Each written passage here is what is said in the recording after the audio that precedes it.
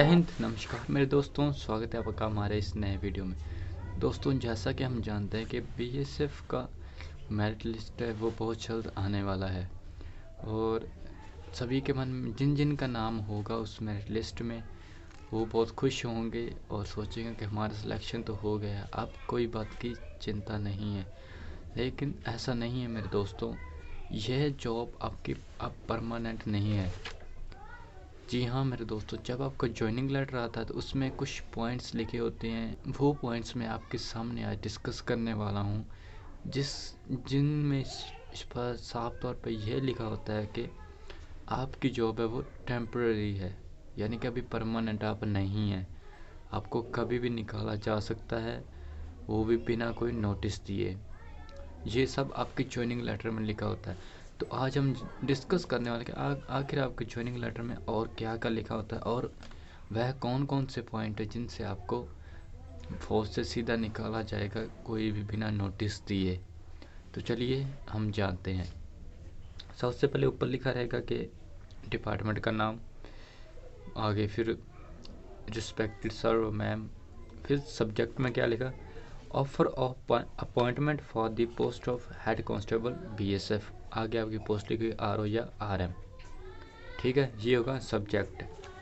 और आगे क्या, as a result of successfully qualifying written examination conducted by the BSF headquarter and completion of requirement process have been allotted for the enlistment in BSF RO या RM post. आपने अच्छे से अपना written exam clear कर लिया है और जो कोई भी एक्स्ट्रा एक्टिविटीज़ हो रही है जैसे फिज़िकल हो गया, एक स्क्रीनिंग टेस्ट हो गया, वो जो भी है वो आपने अच्छे से क्वालिफाई कर लिया है और आपको उन सब के रिगार्डिंग आपको ये वाली पोस्ट आरओ या आरएम अलाउड की जाती है। You are provisionally selected for the appointment as head constable in BSF. आपकी जो पोस्ट है वो हेड कांस्टेबल की है। The post is purely temporary but likely to continue. अब ये देखिए, ये है मेन लाइन कि आपकी जो पोस्ट है वो प्योरली टेम्पररी है, यानी कि परमानेंट नहीं है। ये बिल्कुल अच्छे से आप जान लीजिए। लेकिन साथ में ये भी लिखा लाइकली टू कंटिन्यू, यानी कि आगे प्रोसेस जारी रहेगा अगर आप जो उनके टर्म और कंडीशंस हैं उनको आप फॉलो करते हो। तो वो कौन कौन सी हैं वो आज हम जानते हैं। सबसे पहले पे स्केल की बात करें। The pay scale according to, क्योंकि आपके ज्वाइनिंग लेटर में आपके सब कुछ लिखा होगा पोस्ट के बारे में, आपको कौन कौन से डॉक्यूमेंट्स लेके जाने हैं और कौन कौन से टर्म एंड कंडीशंस है। सबसे पहले हम पे स्केल की बात करते हैं। The pay scale according to the 7th पे CPC लाइज इन पे मैट्रिक्स 4, यानी कि जो आपका पे स्केल होगा वो स्टार्टिंग होगा 4th पे से। जैसे कि बीएसएफ में अलग अलग पे स्केल होते हैं, उस हिसाब से आपकी पोस्ट है वो हेड कांस्टेबल के, तो आपका जो 4th रो होगी यानी कि मैट्रिक्स होगी वो पे स्केल आपका चलेगा एज ऑन डेट, यानी कि जब आपकी ज्वाइनिंग होगी उसके अगले दिन से।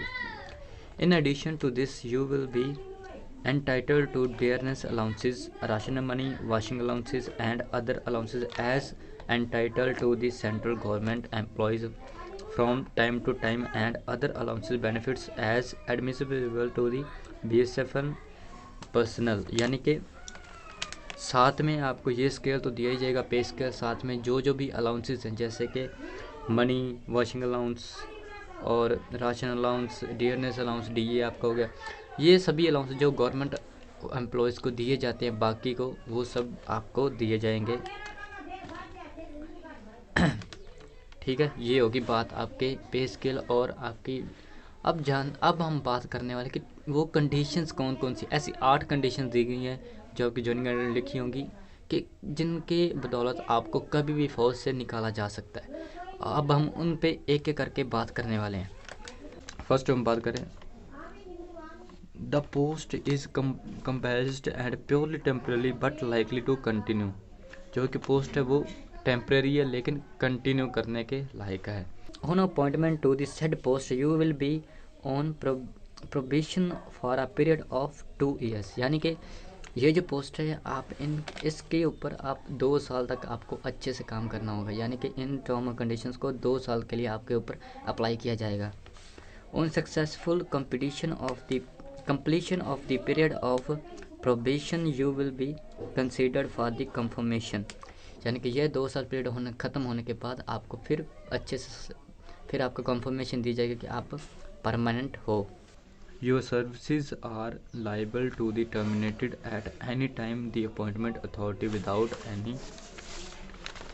without assigning you reasons on 1 month's notice during the initial period of 2 years in accordance with the Central Civil Service Rules 1965।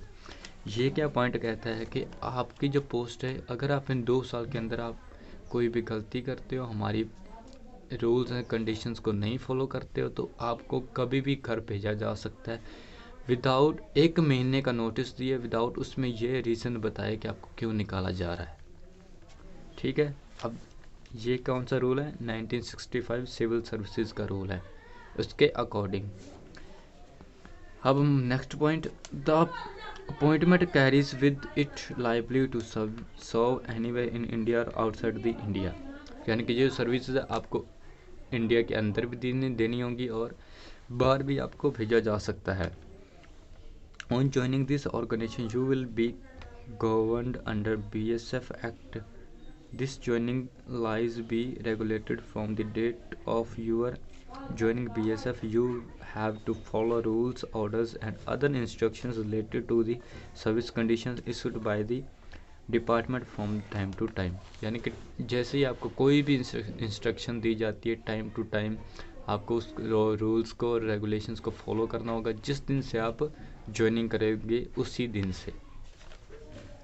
You will be required to undergo basic training at any training institutions of BSF। आपको training से गुजरना होगा, basic training से, जो आपको किसी भी institution पर दी जा सकती है BSF के। If you are not able to undergo complete the training successfully your services liable to be terminated. यानी कि अगर आप उस ट्रेनिंग को अच्छे से पूरी नहीं कर पाते तो आपको टर्मिनेट कर दिया जाएगा। If you intend to resign the service from before completion of 10 years regular service. यानी कि 10 साल पूरे होने से पहले आपकी सर्विस को अगर आप रिज़ाइन करते हो तो आपको हर्जाना देना होगा। Government the total cost of training imparted to you in the force or sum of equal to 3 months pay and allowances received by the prior to the date of your resignation। यानी कि जिस दिन आप resign कर रहे हो उससे 3 महीने पहले की आपकी जो सैलरी है वो भी आपको सरकार को देनी होगी विद अलाउंसेस। और साथ में क्या, साथ में आपको देना होगा जो भी ट्रेनिंग का खर्चा है। अगर आप 10 साल पहले 10 साल पूरे होने से पहले रिज़ाइन करते हो तो। On joining the post offered you must meet the eligibility conditions and suitable for the post in all respect under provision of relevant regiment rules। जिस दिन से आप ज्वाइन करते हो आपकी जो एलिजिबिलिटी है उसको चेक किया जाएगा। अगर आप जो फौज की एलिजिबिलिटी उसके अकॉर्डिंग आप बिल्कुल करेक्ट हो तो आपको रखा जाएगा, वरना आपको वहीं से निकाल दिया जाएगा। ठीक है, next point, the BSF has no liability in case of any injury incident during the journey period for joining the force. यानी कि जब आप ज्वाइनिंग के लिए जा रहे हो, और रास्ते में आपको कोई भी इंसिडेंट होता है, कोई भी एक्सीडेंट होता है, तो उसके लिए जो आपका डिपार्टमेंट है, कोई सा भी हो, डिफेंस का, BSF हो, CRPF, कोई सा भी हो, वो बिल्कुल भी इसके लिए जिम्मेदार नहीं होगा। ये 7 पॉइंट लिखा है। पॉइंट नंबर 7 आपकी ज्वाइनिंग लेटर में लिखा हुआ आएगा, आप चेक कर लीजिएगा। On appointment to the said post, you will have to undergo basic training specific period. In case you sustain any injury during the period of basic training and you are declared as permanently incapacitated for the service in BSF, your service will be liable to terminated at any time without any notice. It will be dealt according to service rules.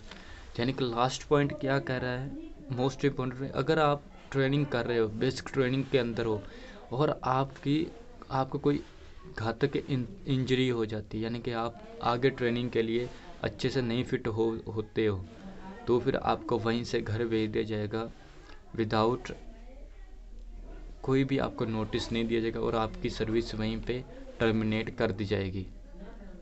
तो मेरे दोस्तों, ये थे कुछ points जिनको आपको ध्यान में रखना होगा। यानी कि आपकी पोस्ट जो है वो पूरी तरह से अभी परमानेंट नहीं है। जब आपकी ज्वाइनिंग हो जाएगी उसके 2 साल के अंतर्गत आपको इन रूल्स और रेगुलेशंस को फॉलो करना होगा, फिर आपकी जो फोर्स, आपकी जो सर्विस है वो परमानेंट होगी। और अपने आप को स्वस्थ रखें। अगर आप ज्वाइनिंग के वक्त भी आपको कोई इंजरी है तो आपको थोड़ा सा वक्त दिया जाएगा। अगर वो इंजरी फिर भी नहीं पूरी होती है तो आपको ज्वाइनिंग के लिए नहीं कहा जाएगा। तो मेरे दोस्तों, अपना ध्यान रखें, सुरक्षित रहें और हमारे साथ बने रहें। जय हिंद, जय भारत।